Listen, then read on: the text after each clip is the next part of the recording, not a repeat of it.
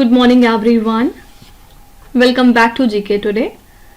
आई hope आप सब बिल्कुल ठीक होंगे और आज हम डिस्कस करेंगे 9th ऑफ अप्रैल के सबसे मोस्ट इंपॉर्टेंट करंट अफेयर्स। चलिए अपना सेशन में स्टार्ट करते हैं। पहला क्वेश्चन है, Ahobilam shrine that was recently seen in the news is located in which Indian state. ये श्राइन कहाँ पे है, आपको ये बताना है। ये श्राइन लाई करती है ए ऑप्शन आंध्र प्रदेश में। किस वजह से न्यूज में आई, क्योंकि फॉरेस्ट डिपार्टमेंट और श्री लक्ष्मी नरसिम्हा स्वामी देवाष्टनम ने कुछ रेस्ट्रिक्शंस इंपोज किए हैं इस श्राइन के ऊपर, जो कि नल्लामाला फॉरेस्ट में है। रीजन क्या है, इंटेंस हीट, जिसकी वजह से वाइल्ड एनिमल्स एंडेंजर्ड हो रहे हैं। ठीक है, तो ये लाई करता है आंध्र प्रदेश के कुरनूल डिस्ट्रिक्ट में और ये हाउस करता है अपने अंदर 9 नरसिम्हा श्राइन्स को। हाल ही में जो परुवेता उत्सव है, इसको भी स्टेट फेस्टिवल डिक्लेयर किया गया था। ठीक है, तो वाइल्ड लाइफ को प्रोटेक्ट करने के लिए प्लास्टिक यूज भी यहाँ पे बैन किया गया है। ठीक है, तो बस यहाँ पे लोकेशन आपको याद रखना है कि अहोबिलम श्राइन की लोकेशन क्या है। आंसर है आंध्र प्रदेश। कोई भी टेम्पल, श्राइन या कोई रिवर अगर न्यूज में आता है तो फिर उसकी लोकेशन सिर्फ आपके वनडे एग्जाम में पूछी जाती है। किस वजह से न्यूज में आया वो आपके फिर बड़े एग्जाम्स में पूछा जाता है, ये आपसे फिलहाल नहीं पूछा जाएगा। ठीक है, चलिए फिर कुछ चीजों की हम यहाँ पे लोकेशंस एक बार रिवाइज कर लेते हैं जिनकी एग्जाम में पूछे जाने की संभावना बहुत हाई है। Marwakandi dam recently seen in the news is located in which Indian state. ये डैम पिछले दिनों चर्चे में था और ये कहाँ पे है, तमिलनाडु में। ठीक है, अब किस वजह से चर्चे में था, अगर आपको ये जानना है तो आप जीके टुडे के पुराने लेक्चर्स को रेफर कर सकते हैं कि सारे क्वेश्चंस हमने पहले डिटेल में डिस्कस ऑलरेडी कर लिए हैं। ठीक है, नेक्स्ट है, Khavda renewable energy park recently seen in the news is located in which Indian state. ये खावड़ा रिन्यूएबल एनर्जी पार्क है गुजरात स्टेट में। Valmiki tiger reserve recently seen in the news is located in which Indian state. Valmiki tiger reserve है Bihar state में। पेरमबक्कम wetland recently seen in the news is located in which Indian state. ये wetland है तमिलनाडु में। और last है project seabird, जो कि India का लार्जेस्ट नेवल इंफ्रास्ट्रक्चर प्रोजेक्ट है। ये कौन से स्टेट में लाई करता है, तो ये कर्नाटका स्टेट का प्रोजेक्ट है। ठीक है, recently president of India launched India's first home grown gene therapy for cancer eight which place. India की प्रेसिडेंट द्रौपदी मुर्मू ने लॉन्च किया इंडिया का पहला home grown gene therapy cancer के लिए। कौन सी जगह पे, आपको ये बताना है। तो इंडिया की प्रेसिडेंट द्रौपदी मुर्मू ने लॉन्च किया है नेशन का पहला home grown gene therapy for cancer at IIT Bombay. ठीक है, तो ये ऑफर करता है हम एक affordable hope in the cancer fight. तो ये एक इंपॉर्टेंट अचीवमेंट है और इसको तैयार किया गया है as a part of make in India initiative, जिसके थ्रू हम आत्मनिर्भर भारत को प्रमोट करते हैं। फाइन, तो इसको डेवलप किया है कोलैबोरेटिवली, यानी कि कुछ 3 इंस्टीट्यूट्स ने एक साथ कोलैबोरेट करके। फर्स्ट है इसमें IIT बॉम्बे, सेकेंड है टाटा मेमोरियल हॉस्पिटल और थर्ड है इम्यूनो एक्ट। फाइन, तो ये एक सिग्निफिकेंट अचीवमेंट है रिसर्च और डेवलपमेंट के सेक्टर में। जीन थेरेपी बहुत इंपॉर्टेंट है, जिसमें कि एक नया एरा हम देखते हैं हेल्थ केयर सेक्टर में। फाइन, तो इंडिया का पहला home grown gene therapy for cancer launch किया गया है कहाँ पे, आंसर है IIT बॉम्बे। चलिए यहाँ पे कुछ चीजें देख लेते हैं जो फर्स्ट इन न्यूज के तौर पे सामने आई। पहला क्वेश्चन है, Judith Suminwa Tuluka recently seen in the news became the first women prime minister of which country.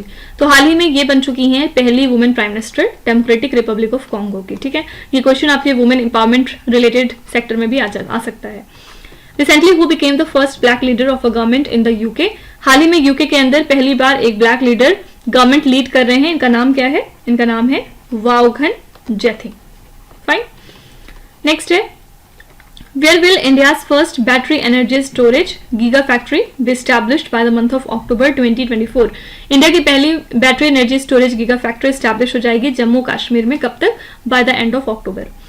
India's largest gas utility, GAIL India Limited, recently commissioned the country's first small-scale LNG unit at which place? GAIL India Limited ने country का पहला small scale LNG unit हाल ही में establish कराया है Madhya Pradesh state में। ठीक है, मध्य प्रदेश में कौन सी जगह पे, विजयपुर, मध्य प्रदेश में।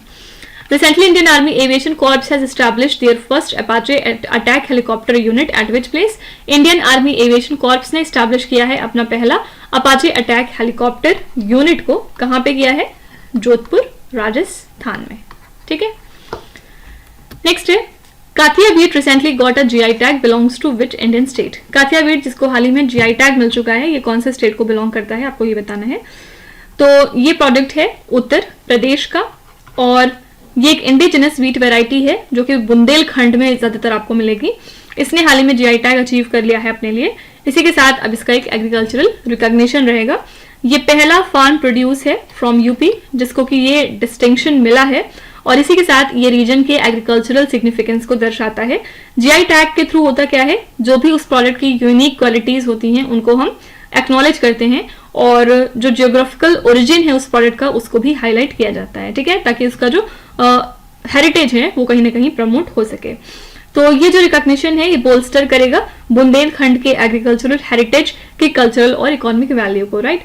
तो काथिया वीट को हाल ही में जीआई टैग दिया गया। कौन से स्टेट का प्रोडक्ट है? आंसर है उत्तर प्रदेश। कल भी हमने बहुत सारे जीआई टैग किए थे जो 2024 में न्यूज में आए थे, उनको आप देख सकते हैं पिछले लेक्चर में जाके। उसके पहले वाले दिन में भी हमने बहुत सारे जीआई टैग प्रोडक्ट्स पढ़े थे।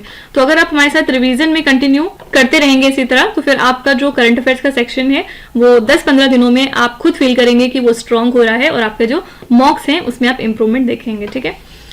चलिए फिर कुछ और यहाँ पे जीआई टैग प्रोडक्ट्स एक बार देख लेते हैं, इनको रिवाइज कर लेते हैं। पहला है Sanchi craft recently got a GI tag, belongs to which Indian state. Sanchi craft को भी हाल ही में जीआई टैग दिया गया, ये भी यूपी का प्रोडक्ट है। Matabari peda and pachra recently got a GI tag, belongs to which Indian state. देखिए माताबरी पेड़ा जो है ये एक तरह की स्वीट डिश है जिसमें आप मिल्क और शुगर को मिक्स करके कुछ बनाते हैं, और पचरा टेक्सटाइल का नाम होता है। ये दोनों प्रोडक्ट त्रिपुरा के हैं जिनको कुछ दिनों पहले ही जीआई टैग दिया गया, लास्ट वीक की, ठीक है। Byadgi chillies recently seen in the news are primarily grown in which Indian state. ये जो वैरायटी है चिलीज की ये आपको मिल जाएगी कर्नाटका में। Lanjia Saura paintings which recently got the GI tag, belongs to which Indian state. ये पेंटिंग्स जो हैं इनको भी जीआई टैग दिया गया और ये ओडिशा का प्रोडक्ट है। Ratlam Riyawan garlic which has recently received a GI tag, belongs to which Indian state. ये गार्लिक की एक किस्म है और हाल ही में इसको जीआई टैग मिल चुका है, ये मध्य प्रदेश को बिलोंग करता है, फाइन। नेक्स्ट है Recently, which airport became the 14th airport in India to launch the Digi यात्रा सिस्टम। इसमें से कौन सा एयरपोर्ट है जो 14 नंबर का एयरपोर्ट हो चुका है इंडिया का, जिसने की लॉन्च कर दिया है डिजी यात्रा सिस्टम को? आंसर हो जाएगा सी ऑप्शन, मनोहर इंटरनेशनल एयरपोर्ट जो कि गोवा में लाया करता है।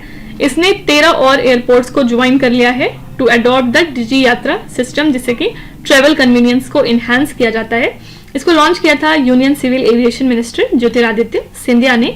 इसके थ्रू फेशियल रिकॉग्निशन को यूटिलाइज किया जाता है to streamline the passenger verification, ठीक है, जिससे कि जो वेटिंग टाइम होता है वो कम हो जाता है और प्रोसीजर काफी हद तक सिंप्लीफाई हो जाता है। तो पैसेंजर्स जो है वो डाउनलोड कर सकते हैं डिजी यात्रा एप्लीकेशन को, अपने आधार नंबर के साथ उसको लिंक करा सकते हैं और फिर एक डिजी यात्रा आईडी क्रिएट कर सकते हैं फॉर टिकट परचेज। तो एयरपोर्ट पे जो स्कैनिंग होती है बोर्डिंग पास की, उसके थ्रू फेशियल रिकॉग्निशन इनिशिएट हो जाएगा फॉर सीमलेस एंट्री, ठीक है। तो मनोहर इंटरनेशनल एयरपोर्ट हाल ही में 14 नंबर का एयरपोर्ट हो चुका है इंडिया का, जिसने कि लॉन्च किया डिजी यात्रा सिस्टम को। चलिए यहाँ पे कुछ एयरपोर्ट्स देख लेते हैं जो न्यूज में आए 2024 में। Recently which airport was given the title of best airport in the Asia Pacific region. यहाँ पे इंडिया की बात नहीं हो रही है, पूरे एशिया पैसिफिक रीजन में बेस्ट एयरपोर्ट का खिताब किसको मिला है? आंसर है इंदिरा गांधी इंटरनेशनल एयरपोर्ट जो कि दिल्ली में लाया करता है, ठीक है। Recently, which two airports were awarded the best airport of the year at the Wings India Awards 2024? सबसे पहले विंग्स इंडिया अवार्ड्स के लिए वेन्यू क्या था, मैंने आपको बताया था, इसके लिए वेन्यू था हैदराबाद, ठीक है। और जो 2 एयरपोर्ट्स हैं जिनको best airport of the year declared किया गया वो कौन कौन से हैं? पहला है इसमें केम्पेगौड़ा इंटरनेशनल एयरपोर्ट जो कि बेंगलुरु में है, और सेकंड है इंदिरा गांधी इंटरनेशनल एयरपोर्ट जो कि दिल्ली में है, ठीक है। Which airport is the venue of Wings India 2024 जो कि इंडिया का लार्जेस्ट सिविल एविएशन इवेंट है? कौन सा एयरपोर्ट वेन्यू रहा विंग्स इंडिया के लिए? आंसर है यहाँ पे बेगमपेट एयरपोर्ट, और ये कहाँ पे है? हैदराबाद में। According to the prestigious awards by Skytrax in 2023, which airport was crowned the world's best airport for the year 2023? इनके मुताबिक दुनिया का बेस्ट एयरपोर्ट कौन सा साबित हुआ है? इसका नाम है चेन्नई एयरपोर्ट, और ये कहाँ पे लाई करता है? तो ये सिंगापुर में है, ठीक है। Recently the government of India has declared which airport as an international airport. तो हाल ही में सूरत एयरपोर्ट को इंडियन गवर्नमेंट ने डिक्लेयर किया है एज एन इंटरनेशनल एयरपोर्ट। ये कुछ एयरपोर्ट्स की लिस्ट है जो 2024 में न्यूज में आई किसी न किसी वजह से, ठीक है। Recently what target has the India set for the export of marine products in 2023 to 24? इस फाइनेंशियल ईयर में इंडिया ने कितना टारगेट सेट किया है एक्सपोर्ट का रिगार्डिंग मरीन प्रोडक्ट? तो इंडिया का टारगेट है कि मरीन प्रोडक्ट एक्सपोर्ट को हम बूस्ट करें और इसको लगभग $12 बिलियन तक पहुंचाएं अगले 2 सालों में, प्रोसेसिंग कैपेसिटी को इंक्रीज करके और हाई वैल्यू प्रोडक्ट्स को बढ़ा के, ठीक है। तो 2022 और 23 यानी कि अगर हम लास्ट ईयर की बात करें तो कितना एक्सपोर्ट हुआ था? $8.09 बिलियन का, और अप्रैल टू फरवरी 2023 2023 से 24 में अगर हम बात करें तो जो एक्सपोर्ट्स हैं वो 7.5% से कम हो गए और ये वैल्यू पहुंच गई $6.8 बिलियन पे। और रीजन क्या था? Because of decrease exports to the US and the Europe. यहाँ पे हम नहीं एक्सपोर्ट कर रहे थे। और गवर्नमेंट का अब टारगेट क्या है? $9.1 बिलियन एक्सपोर्ट के सेक्टर में फॉर 2023 to 24। आपको बताते चलूं कि इंडिया की रैंक 3rd है फिश प्रोडक्शन के मामले में ग्लोबली, और हम 2nd पोजीशन पे आते हैं in terms of aquaculture. Fine, तो इंडिया ने कितना टारगेट सेट किया है for the export of marine products? Answer है $9.1 बिलियन। ओके, चलिए यहाँ पे कुछ इंडिया करंट अफेयर्स देख लेते हैं। Recently who has become the sole Indian weightlifter who qualified for the Paris Olympics 2024? हाल ही में मीराबाई चानू इकलौती इंडिया की वेटलिफ्टर हो चुकी हैं जिन्होंने क्वालिफाई किया है for the Paris Olympics 2024। Recently, which port in India emerged as the top cargo handling port in India in 2023 to 2024? This is Paradip Port. Paradip Port कहाँ पे लाई करता है? Answer is Odisha. ये emerge हुआ as the top cargo handling port of India. Recently, who were named the women's and the men's player of the year respectively at the 6th annual Hockey India Awards? In awards के दौरान जो women's player of the year हैं वो कौन declare हुई थी? इनका नाम है सलीमा टेटे, ठीक है। और men's player of the year declared किया गया था हार्दिक सिंह को। Konda Reddi tribe recently seen in the news is primarily inhabitant in which Indian state? ये कहाँ पे रहते हैं? ये ट्राइब आपको आंध्र प्रदेश में मिल जाएगी। Recently who has been appointed as the new ambassador of India to the country Myanmar? हाल ही में इंडिया के नए एम्बेसडर नियुक्त हुए हैं म्यांमार कंट्री के लिए, मिस्टर अभय ठाकुर। इनका रिसेंट अपॉइंटमेंट में भी क्वेश्चन आ सकता है, ठीक है। Where was the 19th annual meeting of the secretaries of the security councils of SCO held? ये मीटिंग कहाँ पे हुई है आपको ये बताना है। आंसर है बी ऑप्शन, अस्ताना कजाकिस्तान। तो हमारे इंडिया के जो नेशनल सिक्योरिटी एडवाइजर हैं मिस्टर अजीत डोवल, उन्होंने डेलीगेशन को लीड किया at the SCO secretaries of security councils meeting in Astana Kazakhstan, जहां पे कजाकिस्तान के प्रेसिडेंट तोकायेव से भी मिले और इन्होंने कहा है कॉपरेशन प्रोग्राम स्टार्ट करने का against 3 things, terrorism, separatism and extremism. कब तक? 2025 में स्टार्ट किया जाएगा, 2027 तक ये प्रोग्राम रन करेगा, ठीक है। तो यहाँ पे प्रेसिडेंट तोकायेव ने भी एम्फेसिस डाला था कि हमें जरूरत है यूनिफाइड अप्रोच की, जिससे कि हम इन 3 एविल फोर्सेस को टैकल कर सकें, साथ ही ट्रांसनेशनल क्राइम्स को कम करा सकें, जैसे कि ड्रग ट्रैफिकिंग और साइबर थ्रेट जैसे कुछ जो चीजें हैं, ठीक है। तो इस मीटिंग का पर्पस क्या था? सिक्योरिटी कोऑपरेशन को इनहैंस कराना among the SCO member states. तो ये जो 19th एनुअल मीटिंग है ये कहाँ पे हुई है? आंसर है बी ऑप्शन, अस्ताना कजाकिस्तान। चलिए कुछ होस्ट रिलेटेड करंट अफेयर्स देख लेते हैं। पहला क्वेश्चन है, recently which country hosted the G20 second employment working group meeting? कौन सी कंट्री है जिसने होस्ट किया है G20 की second employment working group meeting को? तो यहाँ पे आपका आंसर हो जाएगा ब्राजील। ब्राजील ने इसको होस्ट किया है, ठीक है। Recently where was the 148th inter parliamentary union meeting held? ये मीटिंग कुछ दिनों पहले कहाँ पे हुई है? आंसर है यहाँ पे जेनेवा, स्विट्जरलैंड में। Recently where was the 41st steering committee meeting of the international partnership for hydrogen and fuel cells in the economy held? ये मीटिंग कुछ दिनों पहले हुई है नई दिल्ली में। Where was the 16th world social forum 2024 meeting held? ये meeting कुछ दिनों पहले हुई थी काठमांडू में, ठीक है।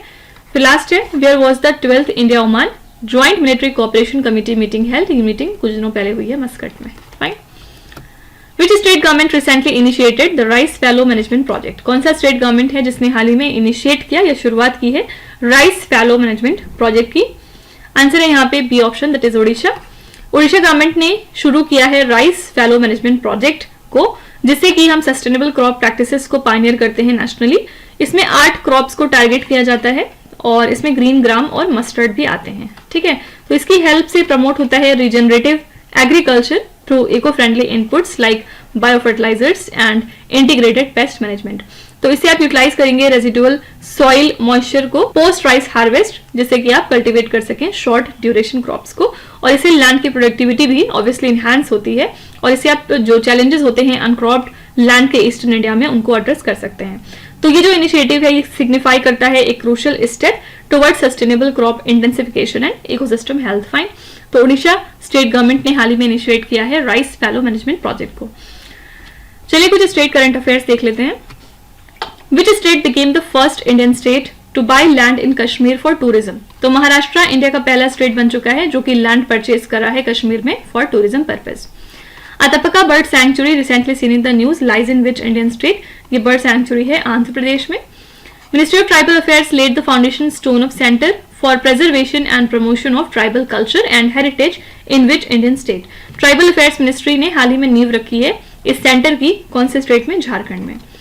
Valmiki tiger reserve recently seen in the news is located in which Indian state? Valmiki tiger reserve lie करता है बिहार में। और लास्ट है point, Calimere wildlife sanctuary recently seen in the news is located in which Indian state? ये wildlife sanctuary है तमिलनाडु में, ठीक है।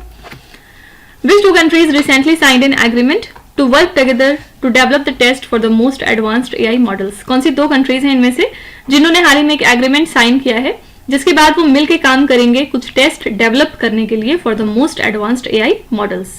यहाँ पे आंसर हो जाएगा C option, US and UK. ये दोनों कंट्रीज ने हाल ही में एक एग्रीमेंट साइन किया है जिसके बाद वो कोलैबोरेट करेंगे on developing the test for advanced artificial intelligence models. और ये कब डिसाइड हुआ था? एआई सेफ्टी समिट में, जो कि 2023 में हुई थी, ठीक है। तो दोनों कंट्रीज का पर्पस क्या है? यहाँ पे इंफॉर्मेशन को शेयर करना on AI capabilities and risk, जिसके बाद वो कुछ ज्वाइंट टेस्टिंग एक्सरसाइजेस भी कंडक्ट करेंगे और ये अलाइन करेगा with the approach to deploy AI system safely. Fine, तो कौन सी दो कंट्रीज हैं जिन्होंने एग्रीमेंट साइन किया है? आंसर है C option, US and UK. चलिए इंटरनेशनल करंट अफेयर्स पे आते हैं। What is the name of the Indian Coast Guard ship that recently made a port call in Vietnam as part of its overseas deployment to the Asian countries? इस Indian coast guard ship का नाम क्या है? तो यहाँ पे आपका answer हो जाएगा समुद्र पहरेदार, ठीक है। इसके बारे में हमने कल ही पढ़ा है, अगर कोई डिटेल में पढ़ना चाहता है तो वो कल का लेक्चर रेफर कर सकता है। Recently, which two countries have partially joined the Schengen area, which is the ID check free travel zone in Europe? इस एरिया को, यानी कि जो शेंजन एरिया है, इसको कौन सी दो कंट्रीज ने हाल ही में ज्वाइन किया है? इसमें पहली कंट्री है रोमानिया और सेकेंड कंट्री है बल्गारिया, ठीक है। IMT trilateral exercise recently seen in the news is conducted between which one of the following countries? ये जो ट्राइलेटरल एक्सरसाइज है कौन सी तीन कंट्रीज के बीच में होती है? इंडिया, मोजाम्बिक और Tanzania. Blue line term recently seen in the news serves as the boundary between which of the following two countries? Blue line term कौन सी दो कंट्रीज के बीच की बाउंड्री को हम कहते हैं? आंसर है यहाँ पे लेबनान और इजराइल, ठीक है। Recently which 5 countries officially joined the BRICS group? कौन सी 5 कंट्रीज हैं जिन्होंने ऑफिशियल तौर पे ब्रिक्स को ज्वाइन कर लिया है? ये 5 कंट्रीज हैं, इसमें पहला है सऊदी, सेकंड है यूएई, थर्ड है यहाँ पे इजिप्ट और फोर्थ है ईरान और फिफ्थ है एथियोपिया। ये सारे क्वेश्चंस बार बार कराने का पर्पस क्या है? ताकि आप बिल्कुल भी भूले नहीं और टाइम टू टाइम आपकी चीजें रिवाइज होती रहें, क्योंकि ये वाला क्वेश्चन जो है बहुत इंपॉर्टेंट है, ये एवरग्रीन रहेगा। ये ऐसा नहीं कि सिर्फ इस महीने पूछा जाएगा या अगले महीने पूछा जाएगा, ये एवरग्रीन क्वेश्चन है, ठीक है, क्योंकि ये हिस्टोरिकल क्वेश्चन है एक तरह से, तो इसको जरूर याद रखिएगा। इसके अलावा ब्रिक्स में ऑलरेडी कौन कौन सी कंट्रीज थी पहले से? ब्राजील, रशिया, इंडिया, चाइना और साउथ अफ्रीका, ठीक है। नेक्स्ट है recently which organization has partnered with Panasonic Energy to create a joint venture for producing the lithium ion cells in India? इसमें से कौन सी ऑर्गेनाइजेशन है जिसने की पार्टनरशिप करी है पैनासोनिक एनर्जी के साथ, जिसके बाद मिलके वो क्रिएट करेंगे एक ज्वाइंट वेंचर और लिथियम आयन सेल्स को प्रोड्यूस किया जाएगा इंडिया के अंदर? यहाँ पे आपका आंसर हो जाएगा C option, Indian oil corporation limited, ठीक है।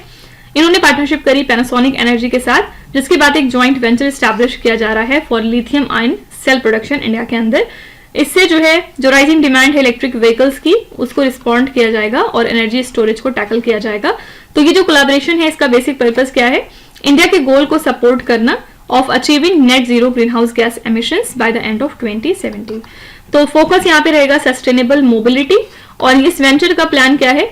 जो इंडियन ऑयल कॉर्पोरेशन लिमिटेड का डिस्ट्रीब्यूशन नेटवर्क है उसको लेवरेज करना और पैनासोनिक की बैटरी एक्सपर्टीज को बढ़ाना, ठीक है। तो ये कंट्रीब्यूट करेगा इंडिया के रिन्यूएबल एनर्जी ट्रांजिशन में, और इसी के साथ जो कार्बन एमिशन है वो काफी हद तक रिड्यूस हो जाएगा, ठीक है। तो यहाँ पे आंसर है C option, Indian oil corporation limited. चलिए कुछ ऑर्गेनाइजेशंस देख लेते हैं जो न्यूज में आए। पहला है recently which organization have successfully conducted a flight test of Agni prime which is a medium range ballistic missile. इसको हाल ही में कंडक्ट किया है डीआरडीओ ने, और अग्नि प्राइम के बारे में जरूर याद रखिएगा कि ये बैलिस्टिक मिसाइल है। स्ट्राइक रेंज की बात करें तो 1000 से लेकर 2000 किलोमीटर तक की इसकी रेंज होती है, और इसमें बहुत सारी एडवांस्ड टेक्नोलॉजीज मौजूद हैं। ये फीचर करता है कंपोजिट मटेरियल्स को for light weight and strength. ये 2 स्टेज की solid fuelled road mobile missile है विथ डुअल नेविगेशन, ठीक है। तो आंसर है DRDO. Which organization recently introduced a digital health promoter prototype SARA harnessing the generative AI for public health? यहाँ पे आपका आंसर हो जाएगा WHO. Pratyush telescope recently seen in the news developed by which organization? Pratyush telescope को develop किया है इसरो ने. किस वजह से न्यूज में आया? क्योंकि जो एस्ट्रोनॉमर्स हैं वो बहुत ज्यादा एंटिसिपेट कर रहे हैं कुछ नई चीजें डिस्कवर करने की, क्योंकि ये जो टेलीस्कोप है ये एक रेडियो टेलीस्कोप है, इसको मून के फार साइड पे रखा जा रहा है, जिसके बाद जो है बहुत सारी नई चीजें हमें पता चलेंगी. इसको बिल्ड किया है रमन रिसर्च इंस्टीट्यूट ने, जो कि बेंगलुरु में है, और इसका बेसिक पर्पस क्या है? स्मॉल सिग्नल्स को डिटेक्ट करना फ्रॉम द यूनिवर्स. ठीक है, तो प्रत्युष टेलीस्कोप को ओवरऑल डेवलप किया है इसरो ने. किसकी हेल्प से? तो रमन रिसर्च इंस्टीट्यूट की हेल्प से. One vehicle one FASTag initiative recently seen in the news is launched by which organization? ये इनिशिएटिव है national highways authority of India का. Food waste index report 2024 recently seen in the news is released by which organization? ये report जारी करी थी United Nations environment programme ने. इसका headquarters Kenya में लाई करता है. Which day is celebrated as international day of conscience every year? इसको हम कब ऑब्जर्व करते हैं आपको ये बताना है. तो हर साल इसको 5 अप्रैल को ऑब्जर्व किया जाता है, जहां पे हम इंडिविजुअल्स को रिक्वेस्ट करते हैं कि वो रिफ्लेक्ट करें अपनी कंसाइंस और मोरल वैल्यूज के ऊपर. इस साल के लिए हमने थीम क्या रखी है? Promoting a culture of peace with love and conscience. ये पूरी थीम थी. ठीक है, तो ये जो दिन है ये ओवरऑल सेल्फ रिस्पेक्ट और पीस के लिए डेडिकेटेड होता है. 2 बातें याद रखिएगा. इसको हम कब ऑब्जर्व करते हैं? तो 5 अप्रैल. थीम क्या है? तो promoting a culture of peace with love and conscience. ठीक है, चलिए कुछ डेज एंड थीम्स देख लेते हैं. What is the theme of the world health day 2024? World health day हम मनाते हैं 7 अप्रैल को, और इस साल के लिए हमने थीम क्या रखी थी? My health my right. Okay, what is the theme of national maritime day 2024? इसको सबसे पहले हम ऑब्जर्व कब करते हैं? 5 अप्रैल को, और हमने थीम क्या रखी थी नेशनल मैरीटाइम डे के लिए? थीम थी हमारी navigating the future safety first. ठीक है, फिर इसके बाद 3rd नंबर पे है what is the theme of international mining awareness day 2024? सबसे पहले इंटरनेशनल माइनिंग अवेयरनेस डे हम ऑब्जर्व कब करते हैं? 4 अप्रैल को, और हमने थीम क्या रखी है? Protecting lives building peace. ठीक है, what is the theme of world autism awareness day 2024? इसको हम ऑब्जर्व कब करते हैं? 2 अप्रैल को, और वर्ल्ड ऑटिज्म अवेयरनेस डे के लिए हमने थीम क्या रखी है? Empowering the autistic voices. ठीक है, और लास्ट है what is the theme for world metrological day 2024? इसको हम कब सेलिब्रेट करते हैं? Your answer is 23rd of March, और थीम हमने क्या रखी है? थीम है इस साल के लिए at the front line of climate action. ये पूरी थीम है. ओके, तो ये कुछ इंपॉर्टेंट डेज हो गए जिनकी थीम आपसे एग्जाम में पूछी जा सकती है. तो इसी के साथ हमने आज के सभी इंपॉर्टेंट करंट अफेयर्स को कवर कर लिया. आई होप कि आपने सेशन को एंजॉय किया होगा. चलिए फिर आपकी क्विज पे चलेंगे, जहां पे स्क्रीन पे आपको 5 क्वेश्चंस दिखाई दे रहे होंगे. ये क्वेश्चंस ऑलरेडी हम पीछे कहीं ना कहीं डिस्कस कर चुके हैं. यहाँ पे आपको वीडियो को पॉज करना है, हर क्वेश्चन को ध्यान से पढ़ना है, और इसमें से आपको जितने भी आते हैं आप उनका जवाब कमेंट्स में मेंशन कर सकते हैं, और जो नहीं आते उसके लिए बिल्कुल भी परेशान होने की जरूरत नहीं है.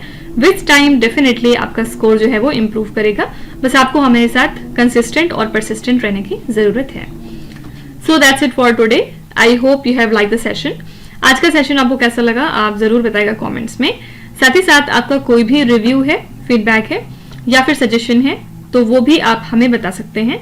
हमें जानकर खुशी होगी और हम पूरी कोशिश करेंगे उसको इम्प्लीमेंट करने की.